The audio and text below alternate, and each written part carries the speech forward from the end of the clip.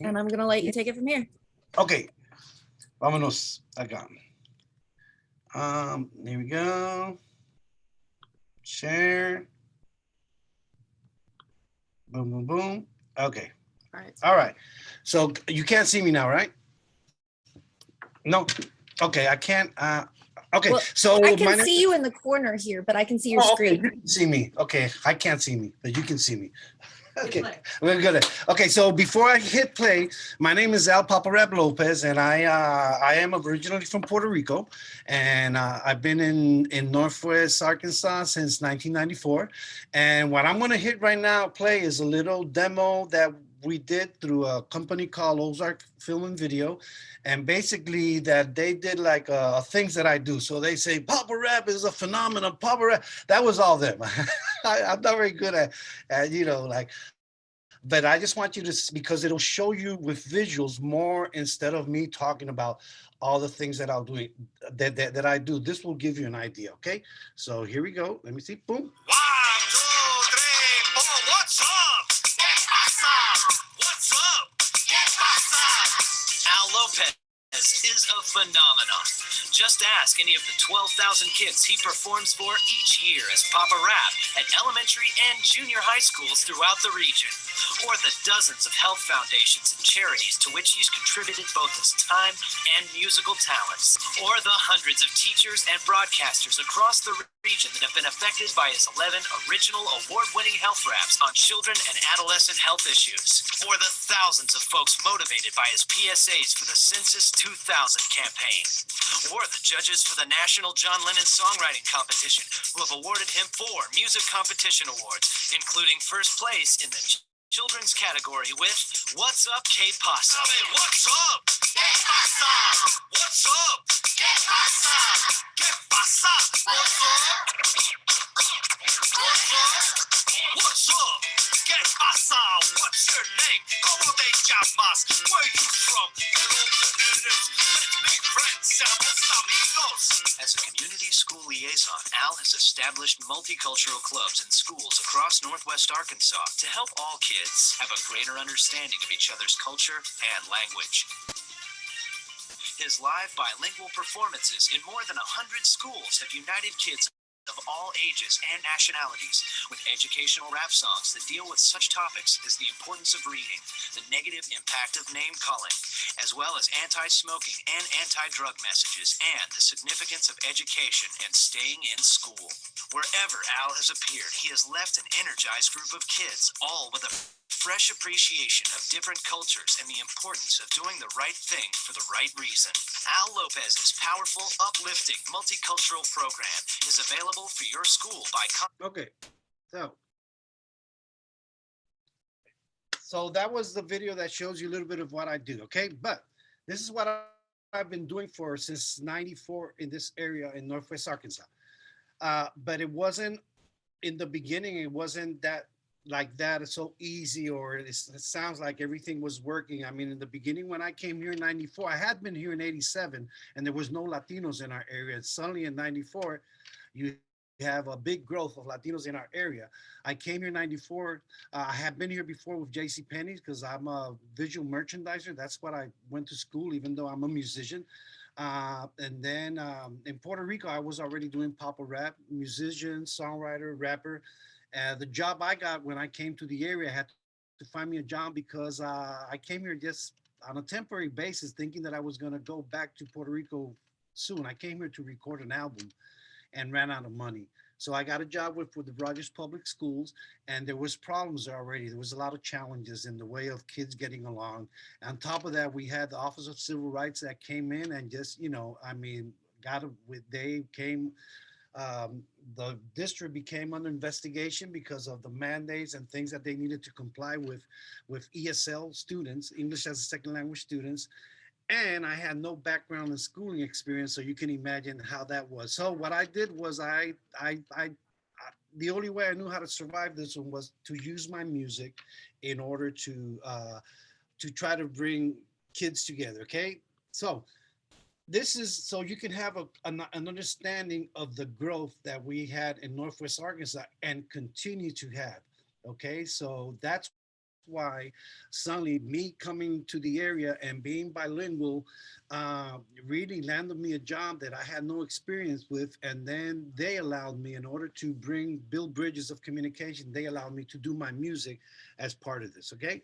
Now, the challenges and the opportunities, there was a lot of challenges back then, and I like to say challenges instead of problems, okay? Because the challenges and how to turn them into opportunities. All this that identity belonging was the Latino kids arriving did not feel that they belonged, okay? The common ground, that's what I tried to find with all the kids that were fighting, not getting along, Anglos and Latino kids, the common ground. Well, common ground, they loved music. So I started to use music as a way of bringing it together. We did a PSA called Let's Be Friends, and that was shown in every channel in Northwest Arkansas a lot. And the kids the whole school, all the kids wanted, the common ground, they wanted to be on TV. How can we be on a commercial? Okay. Aztec Breakers, you're going to see them here in a little bit. They were these were a group of students that really helped me a lot, the Hurtado brothers, and they were Aztec Breakers. And as you can see, we're doing school assemblies because the little kids really loved these kids and the art that they were bringing to the area. And then I created the Multicultural Club at the Rogers High School in order to bring kids together. And eventually out of that came a performing group that we traveled all through Northwest Arkansas and had a great time with these kids, the Aztec breakdancers, but they were the true bridges of bringing kids together. In other words, kids that weren't getting along, suddenly I found the common ground. They wanted to skip school, but they were able to twice a month go with me and do performances. The school allowed that as long as they kept their grades up. So that was a great thing for me, and I believe they are the responsible for all the good things that are happening. Okay, this is a perfect example. One of the challenges that we had, suddenly these three kids that you see here, these are the Hurtado brothers that I told you. So what happens, I got told in the school when they arrived from Mexico, they came from Guanajuato, Mexico, Taranda.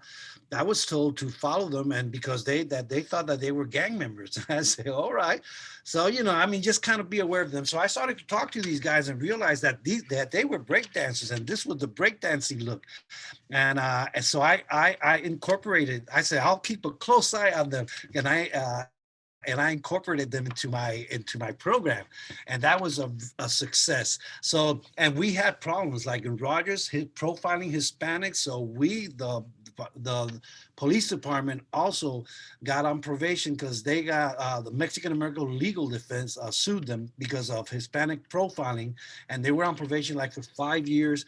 But it worked out itself. It worked out in the way of these kids that people thought they were gang members. Well, I'm going to tell you, the one on your right that's crossing his arms, Mauricio Hurtado, we call him Taco. And he has a styling salon that people have to wait weeks to get an appointment there. Plus, he does car shows in our area. His brother in the middle, Fermin Hurtado, he's a graphic designer, and he's an amazing person. And he's helping OneCommunity, a nonprofit that I helped form, in order to write some books based on my music. And the one on your left, that's Cesar Hurtado, Dr. Cesar Hurtado. So he's a doctor now, a medicine doctor in medicina, and the first doctor that we have in our area, and graduated, all three of them graduated from Rogers High School. So these were the gang members supposedly that people were talking about, and look, what we accomplished. And by the way, they still breakdance. I just wanted you to know that, okay? So, okay, but also I got a call from a school. I'm gonna give you an example of how people were thinking. I say, hey, we got a problem in this school, elementary school. And they said, we have a bunch of kids that we think they're in gangs and they're doing bad things and blah, blah, blah. I mean, it was like, I said, oh, well, let me go check it out. So I talked to the kids, and say, hey, what do you think about gangs? And these children were amazing, and they said they didn't want gangs. So we wrote a song together, and then that was the solution. When the school saw what we did, I think they felt a little embarrassed in the way of knowing that these children now were doing this. Okay, this is the PSA we produced with these kids, that I was being told that they were the school was suspecting that they were gang members. Here we go.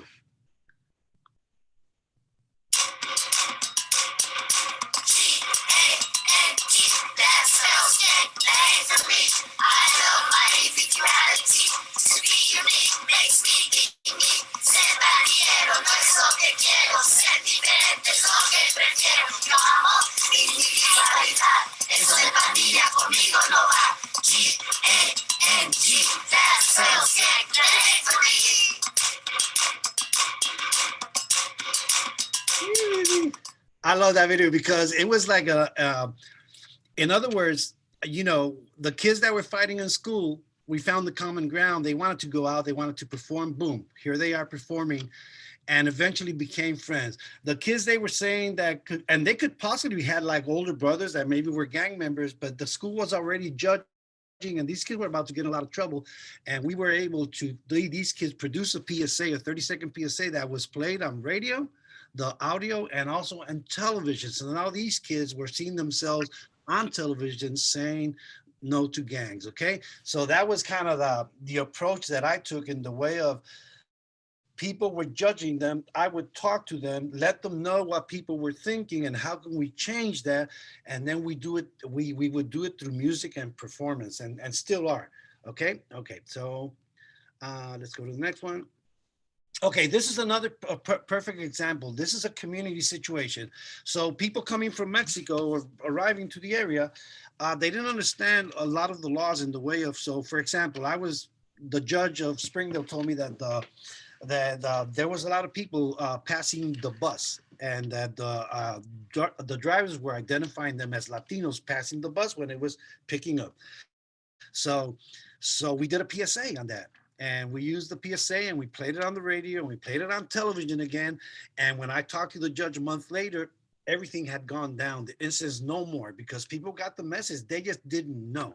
And again, instead of thinking, well, the people are wanting to break the law, actually the judge told me, when he told me that was going on, I was the one that kind of like, oh no, they can't do that. And they say, hey, take it easy. They might not know. So he made me conscious as, oh, you're right. They might not know. So and so this is what we came up with. And again, it worked really good. Okay. Don't pass the bus with the flashing lights that picking up or dropping off. It's against the law and you'll get caught. Be safe, be nice, don't pass the bus. El autobús escolar no puedes pasar. Cuando se detenga, recoger o a dejar. Los intermitentes hay que detenerse. Si no eres paciente, te van a multar. El autobús escolar no puede pasar, el autobús escolar no puede pasar. Don't pass the bus, don't pass the bus. Alto, stop. There we go. So that was Alto, stop. And that was again played on television. I think they still play it, but it was a way of using the music. So, not having a background in education, being a musician. And actually, by the way, I became a musician. I always wanted to be a musician. My parents didn't allow it, but I became a musician at 30. So it was kind of weird of self-thought, but still, it was my passion, is what I want to do. And I tell that story a lot when I talk to parents, like Latino parents of Spanish radio, for them to identify their children's natural abilities. Especially, I feel that we all have an artistic, an artist inside, and just help facilitate to come out. So let the parents understand, to be aware of what their children are doing and what they like to do, in order to facilitate for them with gifts, and when to help the child get to the point.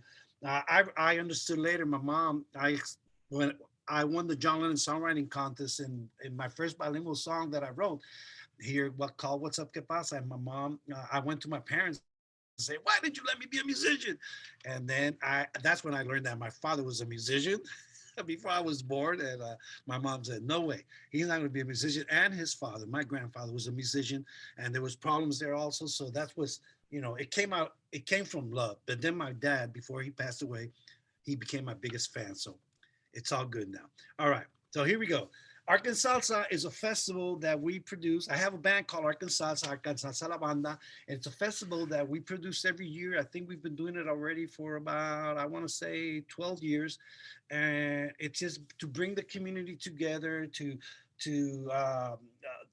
have different music acts, so we'll have salsa, we'll have a bluegrass band, we'll have norteño, we'll have country. So it's just bringing people together and finding the common ground, which is music, entertainment, and having them come together to dance and eat because we have food there. But it's usually in October, so be aware of it. So next time that we have ArkanSalsa is brought to you by OneCommunity, which is the nonprofit that I helped fund, that I helped create here, Una Comunidad. They're working together to just the same thing, just building those bridges of communication in our area. Okay, and I'm a little selfish in the way that I'm invested in this community. This is my granddaughter. Her name is Isabela Lopez, and the daughter of my son. And she was born here, so I call her. Her mom is from Mexico, but my son met her here, so I call her my little Mexican ArkanSalsa grandchild. And she's amazing. I think she's gonna be like the mamita rap. She tells me to reinvent myself, that I'm not Papa Rap anymore, that I'm Grampy Rap. And I told her, "Are you trying to sell me?" And she said, "No, this is a good strategy. I'm telling you, you got to reinvent yourself." So I've been thinking about it, Grampy Rap. So anyway, but she's the she's here, and I do this. I love this community, but on top of that, I have my children here. I have another grandson here that's 24, that he's autistic. So this is my home now. And I just want to continue to do what I'm doing, but teach others at the same time in the way of using their arts, their abilities that they have in order to engage the community. And you do that by really finding out what's here. For example, I use a lot of the media, the social media, Facebook, in order to reach a lot of Latino parents. There's a Spanish radio station that they open the doors for me anytime I want to go. There's a Spanish television, Univision, the Spanish newspaper. So there's so many ways that it could be in your area that you have a new population arriving, or no population that's always been there, but how do you connect with them? The way that I've done it through my music, but I promote everything through all the media that these parents and these children are using already, that are out there, especially the parents. Latino children, unfortunately, we got to encourage the parents a lot. We've been doing it to help them stay bilingual, because kids are just kids, and they sometimes just don't want to speak Spanish, but we're encouraging that and really showing them. I'm mesmerized looking at my granddaughter, so I'm going to change. Okay, so, and then that's pretty much my presentation in the way of just showing you if there's any questions that you have. But I want to show you a little video that we did for the shareholders in Walmart. They bring a lot of people from all over the world, where Walmart is. And then I wrote a song called Changes, and I put some images to it. At the end of this, there's a PSA that I might cut off. It's just about the vaccine. But again, before the whole controversy of the vaccine, well, they asked me, the Minority Health Commission, if I could put out a message in Spanish. I said I could do it in Spanish and English, because I don't like to just do Spanish, because like I told you before, my Latino kids that are grown up already here, a lot of them will understand better English. But also when I do it bilingually, I feel that people can find more of their common grounds. Okay, so this is the song. It's called Changes, Cambios, and I hope you enjoy it.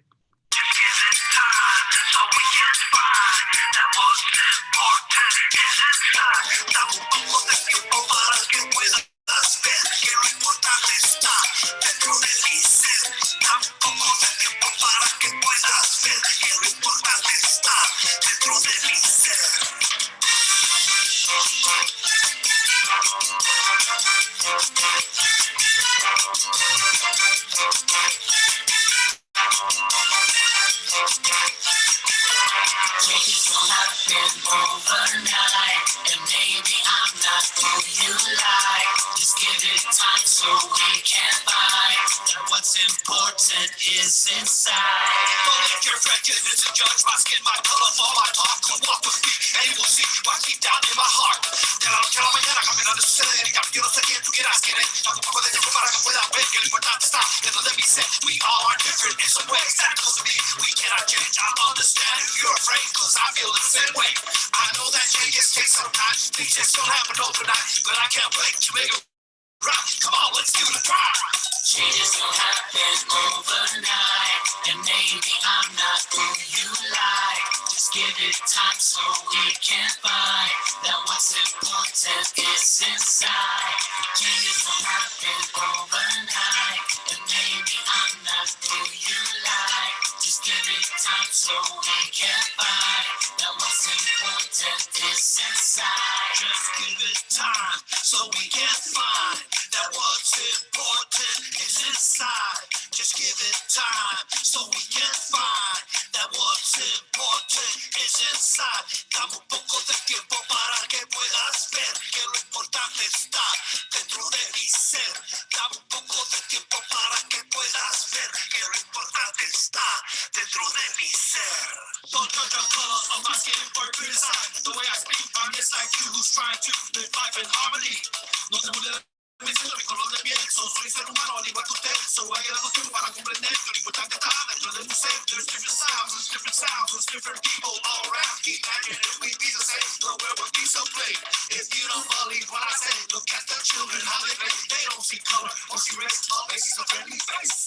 Changes don't happen overnight. Vamos a este virus, no espere más a vacunarse ya. La vacuna contra el COVID que ponerse ya. Pa' que juntos este virus podamos erradicar. No te vayas a arriesgar, ser responsable con los demás. Si todos nos vacunamos con el COVID, vamos a acabar. No esperes más a vacunarse ya.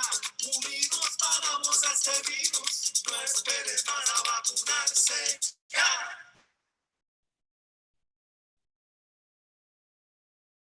Okay. Oops, stop share. Okay, here we go. Okay, I'm back. Am I back? Yes. Yes. That's it. So that was, in a nutshell.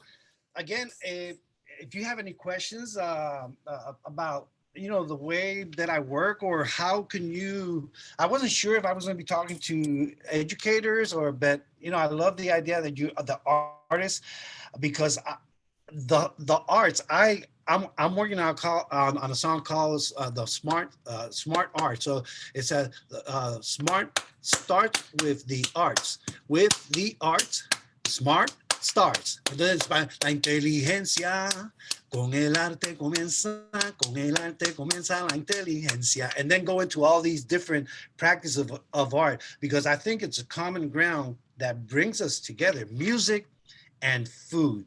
And when we do those two things together without trying to be preachy about, hey, let's hold hands and let's sing We Are the World. No, let's do music and food, and then things happen, and also do business together. And then that's how you develop, I feel, friendship. At least it's worked for me in that way. Okay. So is there any preguntas, questions? I have some. Muy bueno. I knew you. The reporter came out on you, huh? I know. So creating community through communication, I feel like a lot of communication has been lost in the last few years. And how do you do that in a way that doesn't actually create more division? Like, I just feel like a lot of people aren't listening to each other right now. And how are you able to bridge that gap? Because you seem to be doing quite well with that. What I do is, for example, first of all, anytime any nonprofit, for example, or any organization, any company, anybody that's out there, I'll give you a perfect example. Police department in Springdale, and they're like, a new chief, but there was already problems. Oh, there's gangs, there's this, is that. So I called the new chief and met with him, and I said, Chief, have you ever thought about, do you know that you have a Spanish hotline, but it's never been promoted, never been announced, it's never been, he didn't know. And then he found out through his communication person, he found an officer, he came to the radio station, we talked about the hotline, we put the number on a PSA, we did a song about it on a PSA, and then people started to report crime. We found a common ground. Instead of going and saying, hey, people think you're here committing crimes. No, because I went to talk to the judge and found out that the crimes committed by Latinos were very low compared to other numbers. But the people thought, because of they continue to hear. So what I'm saying is, anything that's out there already for example, let's say theater, let's say here like Crystal Bridge is amazing. How do if you're only putting your stuff out in English, then and not using Marshallese and Spanish because you have so many people now in our area from these countries, how are they going to know in order to come? Because the more you start seeing people together doing things together, the more you get used to it. That's why we don't have more problems in schools, because kids every day are just used to each other. But it's with the grown-ups. And what I find more is that we need to continue to do a lot of work in cross promoting in order to let people, because a parent will go to a museum as another parent will go to a museum, Latino parent, Anglo parent, African American parent, and suddenly they're all there together, and the common ground is their children to have some fun. So I don't know if that I'm answering your question, but basically is to not brainstorm too much about. You don't have to reinvent the wheel. Whatever you put out in English, translate it and put it out in other languages, and then that's the common ground. That's when you see people more coming together, and without being preaching about it, without creating more problems. So it's, I mean, but you can ask me more. I mean, if you have more. Okay. Well, I mean, some of us are like on 50 days of Duolingo. Uh-huh. And maybe not be proficient in different languages, and certainly not in Marshallese by far. How do we go about the practicality, like the logistics of bridging that gap, the Okay. language gap? Okay, so last night I did a presentation for the Rotary Club in Rogers. Okay, and it was so cool because I had three offers right there. When I talked about building bridges and doing business together, because these are business people, I got a hit from the right there because we were in the theater in Rogers, that community theater. So a guy tells me, Ed says, I want to do West Side Story, but I'm having trouble finding Latinos. I said, oh, we're going to do that. Immediately hooked them up with Spanish radio.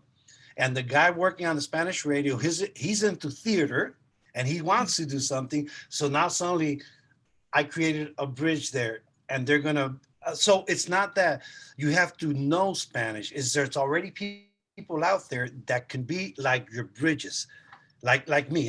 I feel that I'm a bridge. Okay, then I have the lady Serena from the Museum of Rogers, the historic museum. Mhm. And I told her, have you ever thought about, we started a conversation about my house is real old. I said, have you ever thought about like doing something in Spanish with barcodes and people just can, it's, oh my God, I've been thinking about that. I said, well, maybe you can use the high school kids because they have AP Spanish classes. And immediately she took notes and she said, I'm going to do this, and so now you build that bridge because people need to know the history of where they're living, and eventually they become part of the history too. And the third example was that the president of the Rotary Club, he was like, well, how do you say all this stuff in Spanish, because they have like a pledge. And he wanted me, and I said, why don't you call your Rotary brothers and sisters in Mexico or in Puerto Rico, because they have the same pledges in Spanish, and they can send you that. And then he said, oh, I never thought about connecting with them. You're right. I said, yeah, because you're in one of the places in Northwest Arkansas, fastest growing Latino population, and eventually Rotarians can be, Latinos too, because you're not reinventing the wheel. You're just reaching out and things that are out there. But you have to find in your community the bridge builders. There's a lot of people out there that might do the job that speak Spanish and English, but just because they speak Spanish and English doesn't mean that they are a bridge builder. Because there's one thing that sometimes we might just want to keep things to ourselves. Oh, I got this position, or I'm doing this, and I don't want to share with anybody. No, I want to bring people together and get out of the way in order for me to go do my music. I don't want to be doing the community stuff all the time. I want to do music. I'm a musician. So bringing people together through music, but then letting them kind of do their thing. So think about that. Language is not the barrier. Language is a challenge, but how do we turn it into an opportunity? And how do we encourage then our high school kids or our bilingual kids to continue continue to be bilingual because they can become those bridges of communication to continue to help this growth and unity, in our area. So That's pretty significant. I don't think people realize how big of a population there is in Northwest Arkansas. When I left, like 3 years ago, it was the Springdale High School was 40% yeah, Hispanic Latino at the time. So I mhm, assume it's bigger now or more bigger. so. Um, and that population growth brings with it a whole new set of cultures and ideas. And I think that especially Springdale and Rogers and Benton County law enforcement really struggled with a lot of biases. They do, but the thing is, and Scarlett, and to everybody, I know that. I know the story. I went and did my research. Last night, I was talking to the Rogers Rotary. I could have talked to them and said, I know the story. I know about sundown towns. I know about, but why? I mean, people don't want to be identified. So I'm telling them the positive stories that I've encountered and giving them an ideas, because I'm not even telling them, let's be friends right now. I'm telling them, let's do business together. And I tell them my examples. I love to go into the panaderias, which are the Spanish bakery stores, and tell them, hey, Don Jacinto, how come you don't have a sign out there that says bakery? Oh, you think so, Papa? I don't think people would be. No, they will. They love bread here. They love, cakes. But I don't speak English. You don't have to speak English. They're going to point to the food. You're going to give it to them. You're going to give them a smile. You might learn hi. They might learn hola. And then they're going to give you money. Oh, yeah. Okay. And then when he sees that that's working, he might hire somebody that's bilingual. You see? So that's more of my point, is not only telling the people that live here that are established, because there's not a car dealership in our area that doesn't have a bilingual person in it. So they get it when it comes to business. So I'm trying to do also the same thing with my Latino brothers and sisters that are establishing businesses here, so they can make more money. Because when you have a strong economy, I feel that things are smoother, are better.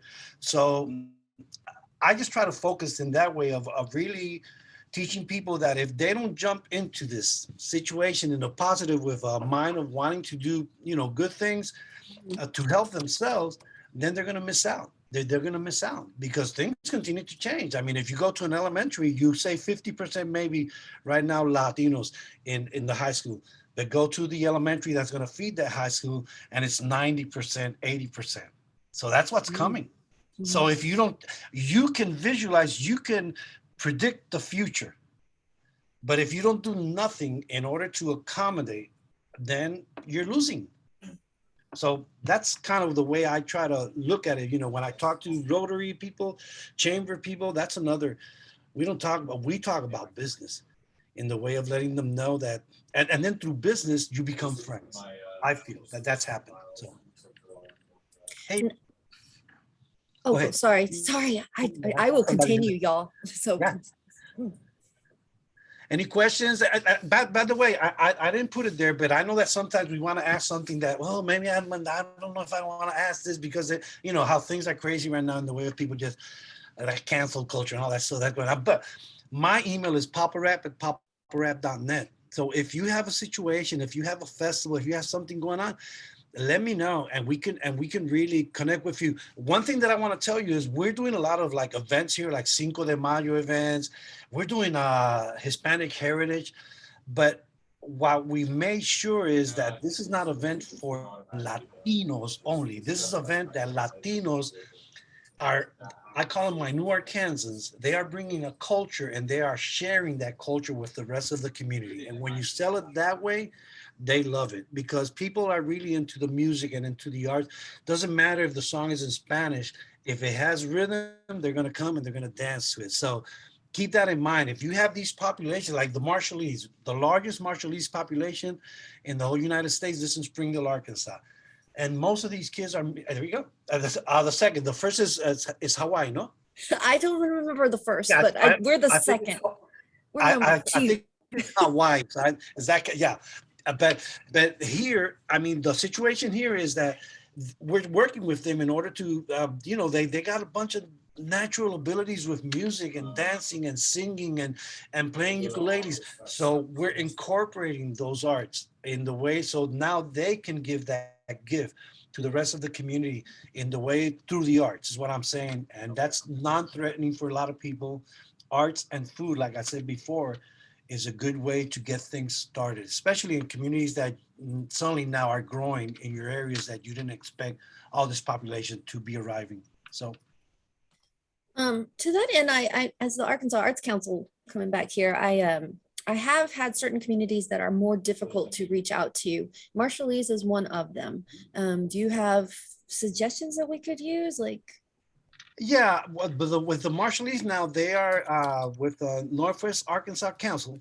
I mean, there's a I forget but there's a community engagement formed by Marshallese, mhm, and they're anytime there that you need like a Marshallese group or you need to do something with the Marshallese community in the way of bringing them on board, you talk to them, and we've had really, really good results. The Marshallese, they just do their thing in the way of they're together. They're always together. They're doing like it's real tight community, but very open and very loving too. mhm. So, but very relaxed. Like if you say, hey, come to these events, they might go, they might not go, but it's not that they're rejecting you. It's just, so I tend to go to their events. I want to go to their places. Every time they have something, I want to go visit them and show my face there and enjoy it and do a Facebook Live. So anytime you see something like that going on, share it. Even if it's an event that's only for like Latinos or Cinco de Mayo, everything in Spanish, yes, share it with your friends because Mhm. they might not be thinking, oh, it's just in Spanish. They're just listening to music. They're listening to mariachis. They're seeing Mexican ballet folklóricos, and I feel that that sends a message that maybe I should go there next time. Yeah.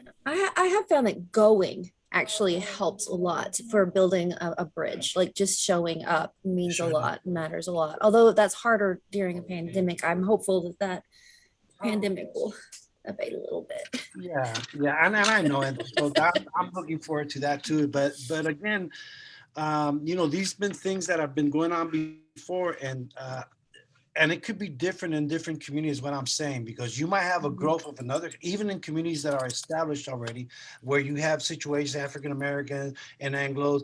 Well, there's other formulas that you can use in order to. Again, I want to say finding the common ground and bringing people together. So it seems for me that's why I do my music in the way that I feel that it's a way to do it without having people kind of freaking out in the way that you're being preached, especially in these times, Mhm. because this change here has been going on since the 90s and it's been better. But I feel also that because of the whole political situation that came about 2, 3 years ago, we kind of went back a little bit, and Mhm. but it hasn't been as bad as I thought, at least in our area, that I thought it was going to be. So we still have hope that we can continue to build those bridges. So We did take a poll while you were talking, and basically was asking, how many people here would or are thinking about using their art form for community building and how they would do it. So that was like community festivals was like a fourth of y'all, and creating communication is like the largest percentage of what people are interested in. And I was just wondering, you are a music person, and music, you're right, has like this special, like, I don't know, it's just a special kind of gift. How might we translate that into more of a traditional visual arts? Like, how can we create communication and build community if we are visual artists? Are there ideas that you have for us? yeah, I mean, what they're putting out there for me, for example, we're like Crystal Bridges, for example, they have exhibits and they have visual artists. So they did an exhibit recently about Selena. Ooh. Okay. And it was amazing. So all I had to do was get on Facebook and talk about it. And then they hired a young lady that looks like Selena, Patricia Rodriguez, and she came and did a presentation. That place was packed. I mean, like people couldn't fit in there in middle of a pandemic. Everybody was wearing masks, but it's like, but still, you know, so it's almost like, what is it? I mean, you have students that you can talk to and ask them, what are you looking for? When you have the dances, I mean, we did a lot of, in the beginning, we would go to the church, like the Catholic church, and meet with parents. We would go to the soccer games and meet with parents and ask them, what things are you interested in? That's why Crystal Bridges has been successful, because they've been bringing a lot of art exhibits from Mexico. Okay, so for me is you have to find your population and really ask them, because one of the things that I really don't like is when people are thinking about what can we do, but they don't have on at the table the people that they want to serve. If they're not there to let you know, then you're making this decisions for them, and maybe it's not right. And so you have to really bring them to the table, find those people that are those liaisons, those people that can help you build those bridges, and bring them to the table and say, we need your help. You know, we're doing it with parents. Almost every school now in Springdale is celebrating El Día del Niño, the day of the child.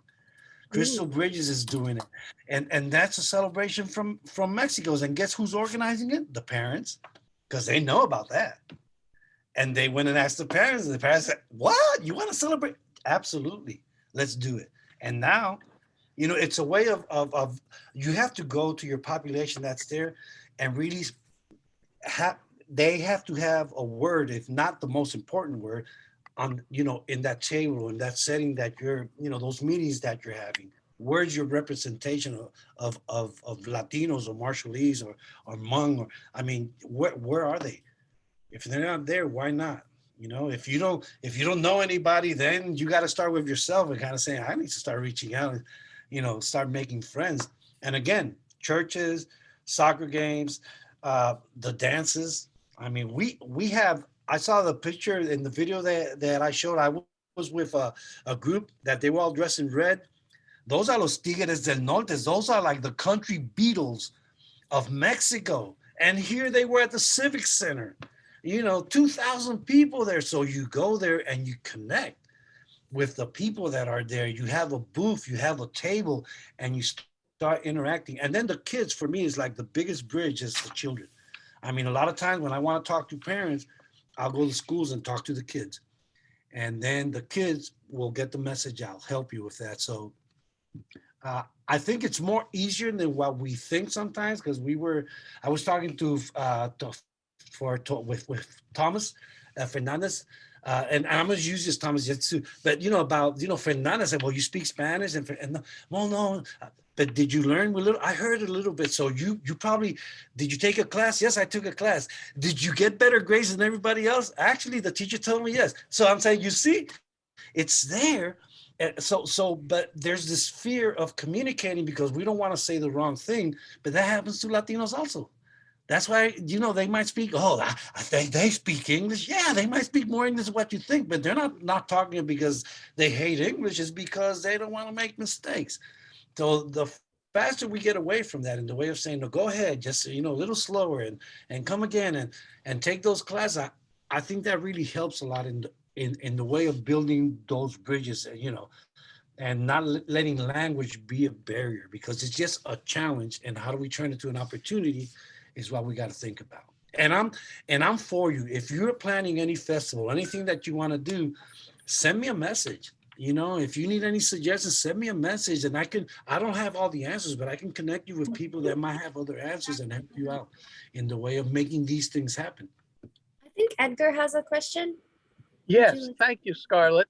I'm part of a nonprofit arts organization and also a separate social group that has like an open mic with a musician. But there's diversity in both, but both are aging populations. What can both groups do to attract younger people and even more diverse groups? Yeah, I mean, I use a lot. For example, like yesterday, I was in the theater in Rogers, the community theater, and that's been there forever. I've been there since '94, and I was saying, we need some bilingual plays. We need something, you know, here, because you have 40% Latinos now living in Rogers, and they're not going to the theater there. So we talked yesterday, and we talked about, and I said, well, do you know the high school has a theater group, right? And if you go to Rogers, 40% of those kids in that class are going to be Latinos. So you go, you find what is it that you're, doing. And in schools, I mean, your schools are they feed. Okay, they can feed you these kids that you can bring on board, and then let them be the ones helping you and promoting this, bring their parents on board. Who do we talk to at the church? Who's involved out there that can get the message out? But using your high school kids, and if you have a college, like here we have U of A, there's also a Hispanic, the Oficina Latina, it's called, the Latin office, and a good resource also to go to them and help them so they can help you find more people. And then everybody's on Facebook. Every Latino I know is on Facebook. So I do a lot of bilingual messaging out there. Like I drive people crazy sometimes because they'll send me a message about, oh, we have this party over here and an exhibit. So I translate it to Spanish. And then they say, oh, Papa Rebel, we don't have nobody to speak Spanish. I said, well, find somebody. Find somebody. Don't you want more numbers? Yeah. Okay. So if they show up, first of all, they're going to show up with kids, and you could always, if parents don't understand, you can talk to the kids, but look at the parents while you're talking to the kid. Hey, listen, tell your dad, because that was the communication. But it's a way of really going to the schools. It's what I say always is you have a captive audience there. They can't escape you. You're going to talk to these kids, and they're going to send the message. And then you go to the social media that parents are using and start putting the message in Spanish. And you don't tell nothing, or you don't write, oh, it's only going to be in English, because let them show up, and then you can kind of look and say, oh my God, I'm going to need to do something here different. I'm going to write a grant and see if we can pay for some interpreters for next time we do this, you see, because now you have the numbers to support what you're needing. And a lot of foundations, that's what they want. They want you to build those bridges. So for me, schools and universities are the what I would use first in the way of reaching out. Did I answer your question? Yes, it sure did. Thank you very much. Thank you very much. And you're with who? Okay, I'm with the National Society of Arts and Letters, and we help young artists and performers in 6 different disciplines. So we are working with schools, but we're looking for more people to join the organization to help support it. But it is tough because our winners, go to college or get jobs and move away. So it's hard to sustain the conversations, but we are looking for more people and younger people who are able to be a part of the organization. The other one I was asking on behalf of the musician, because he performs, people get up and sing and dance, but it's an aging population and there is some diversity. But in other words, I'm asking for him, how can he attract more younger people to replace the people that are retiring, moving away, or dying? Yeah, I got you. So, sometimes you just gotta, those things is because I know that kids are into, like we're doing here, like workshops on, like poetry slam and things that are very modern that the kids want.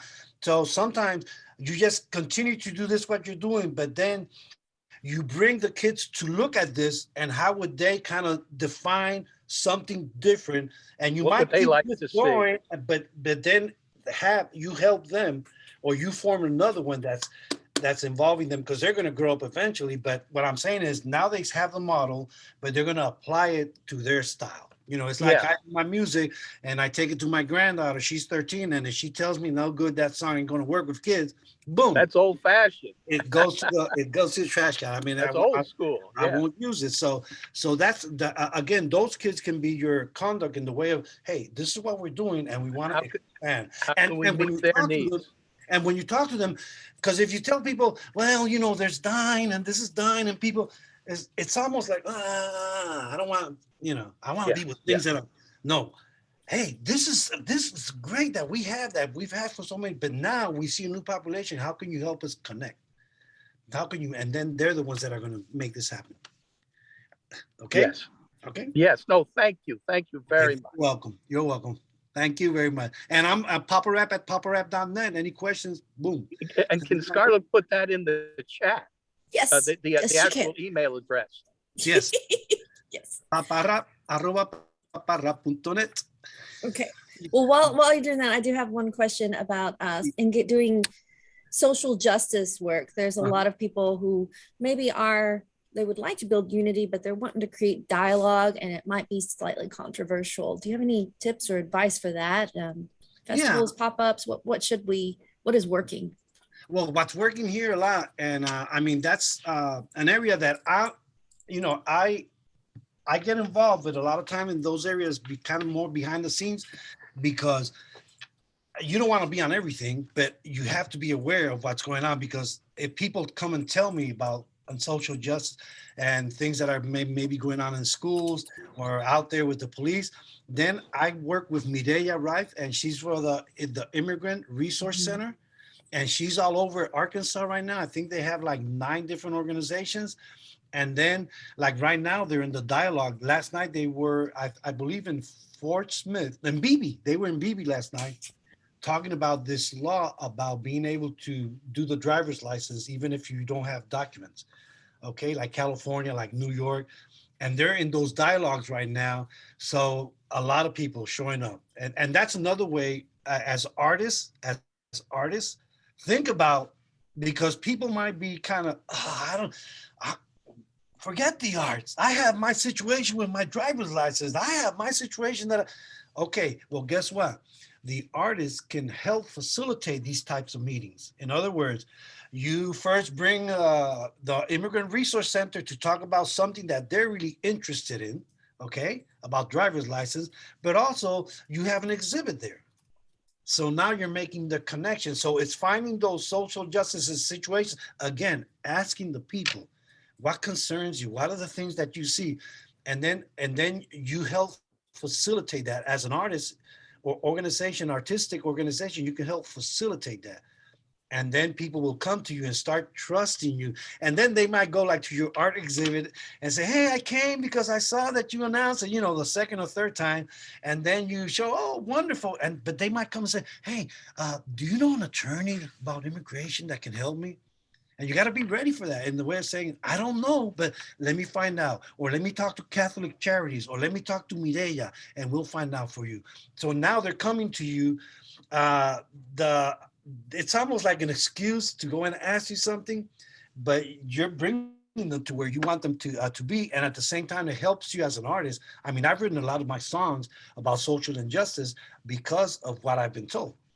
People come and tell me something. I say, oh my gosh, sure. We're going to find solutions, at least, bring attention to it. But also I'm going to write a song about it, a bilingual song. And then the parents say, oh, he's aware of what, because he's Puerto Rican. I didn't know, he's not Mexican like us, but he's aware of what we're going through. I say, yes, I am, and I think it's terrible sometimes what's going on. But at the same time, how do we turn it into an opportunity in educating other people that this is good for the community, for the government, that you need to really start thinking, because these are your voters of the future. And if you're not working for them now, don't come asking later about what can we do for Latinos. You don't know. You should have known because you've been doing this for 20 years. So anyway, that's just political. Any other questions? Well, I do have a question for Edgar. What was would you mind dropping your contact and what organization you work for? I think people are interested in. Yes. I will do that. You sent it to me. Is it okay? I can put it in there. Do you mind if I do? Oh, okay. Well, yeah, go ahead, because I just sent it. I meant to send something to Veronica, but I sent it to you by mistake. So go ahead and put it in for everybody. Okay, thank you. Well, we have about 4 minutes left. Does anyone have any questions or thoughts? I feel like I've monopolized a lot of the time, but no. My way. I used to be a reporter, so I have lots of questions all the time. And hard questions. She didn't like, I was, hey, come on, let's have lunch. And she was like, no, but why? And so when you say that, what do you mean about that? I'm like, but it was true, because Scarlett made me think. And really, even things that I would go back and say, hey, wait a minute, are you thinking about this? Or are you talking about, because I'm seeing that the reporters have information, but they're only hearing one side. So I'm going to the other side, say, why aren't you putting information out there? Yeah. You know, and It was letting very them, helpful. It was very because you're helpful. going to Thank you. write what whoever comes to you. I mean, but when you go to the other side, or the people that they're talking about, and you don't get a response, how are you going to publish anything? So that you were a good training for me in the way of being able to be on the radio and talking precisely about that. If you don't talk, I mean, the students, I would tell them, talk to people that you trust, talk to your teachers, let them know, because so many students in school that didn't have documents. And then what happened when they got to become a senior, suddenly they start disappearing from the counselors because they're not going to get help. And that was terrible, because counselors didn't understand why they were not, wait a minute, this is an amazing kid, super smart. And that was the situation. But the kids, I would tell the kids, tell your stories, because people are in love with you, but they don't have a clue of what you're going through in order to survive in this community. And on top of that, everything that your parents have gone through in order to give you a better life. So just tell your stories. And I think there's a lot of issues too, and fear. Like for a while, I don't know if they're still doing it up there, but in Northwest Arkansas, they were taking kids, and the police would actually take the children and interview them without parents, and then they could sometimes arrest them without telling the parents, Yeah. and then just put them in a detention facility, and parents didn't know where their kids were for like hours. So yeah, all that, we have, like, and again, I want to say, for example, we have our mayor now in Springdale, Doug Sprouse, and he's been like, we take him to all the Latino festivals that we have, just bring him on, and we show them to the people. He's there with the dancers, ballet folklorico. So he's already, when he talks publicly, he says that in the beginning he was like fighting this change. I mean, he's admitted it, but then eventually he saw that, how can I do this? No, we have to make this happen. We have to. So even people that you feel that might be anti, it's people that you continue to bombard them. When he goes, now he proclaims Hispanic Heritage Month, now the proclamation for ArkanSalsa. You're coming from the mayor, and for Latinos, I mean, that's a big deal, like el alcalde, the mayor. Yeah, absolutely. So especially because we don't trust politicians in the places that we come from, but suddenly you have a person here that is saying, hey, I was wrong, admitting it, saying it in English and being interpreted in Spanish. So the newspapers are picking that up. So that, it takes a lot of guts to say, hey, man, I was the one that didn't want you here, but now I do. Thank you, because my community is prospering and we're all doing this together. So, changing that narrative, I feel. Veronica had a question about how do you start the conversation with schools to start going out? Like, how do you cold call, break in if you don't really have connections to schools? What are some steps that she should take? As an artist? Veronica, yeah, she's a musician. Well, the schools, the schools have programs, like, for example, after school programs. And I'm not sure, because I was with inside the schools, but I get a lot of calls like from schools, and I guess is I want to say, like, promoting yourself, like going to the schools. I'm sure there's somebody that's in charge, of programming. I mean, I was inside, so I just get a call from a counselor, and they say, hey, can you come and do a school assembly? But also be prepared in the way of what do you have out there that okay, the schools are going to work this way. I'm writing songs now based on the curriculum pre-K to third grade. Okay, that's what I'm doing. Bilingual songs. Why? Because it'll help the parents know what the children are learning in school. It would help the children also keep their Spanish. Okay, help the parents learn English, but also what parent is going to say no for their Anglo African American kid to learn in another language, reinforce that curriculum with song and dance. So one advice is always, like, the schools are going to think this way: how does that apply?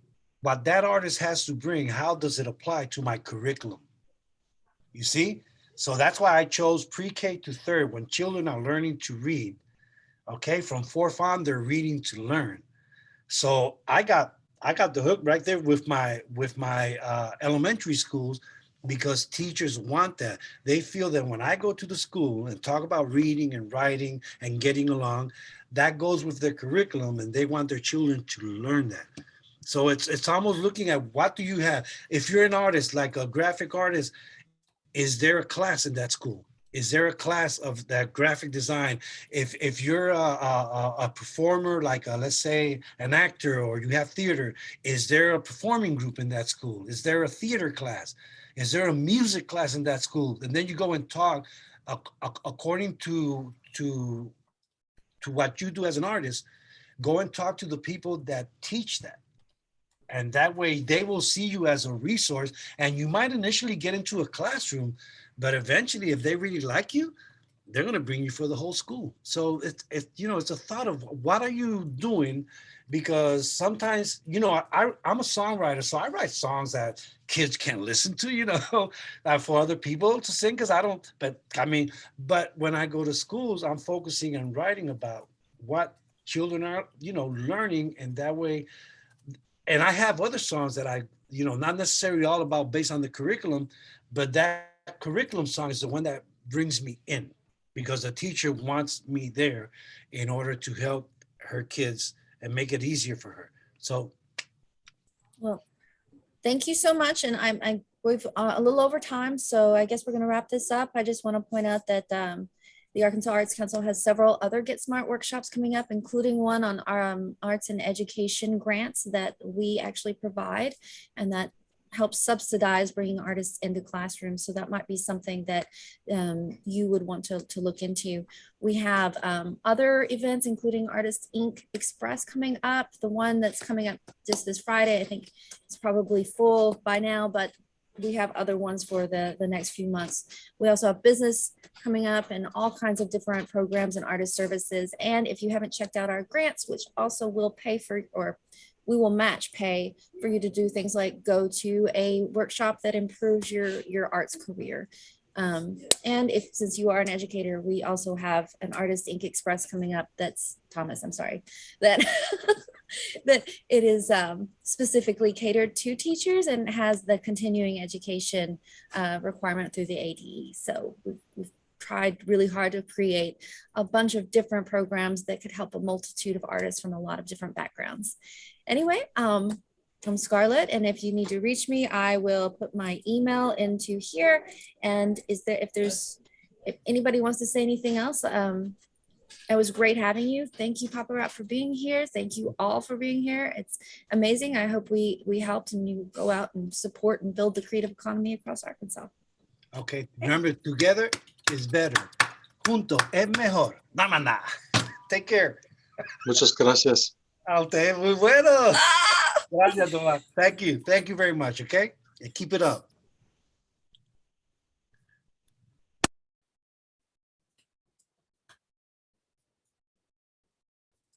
Mm-hmm.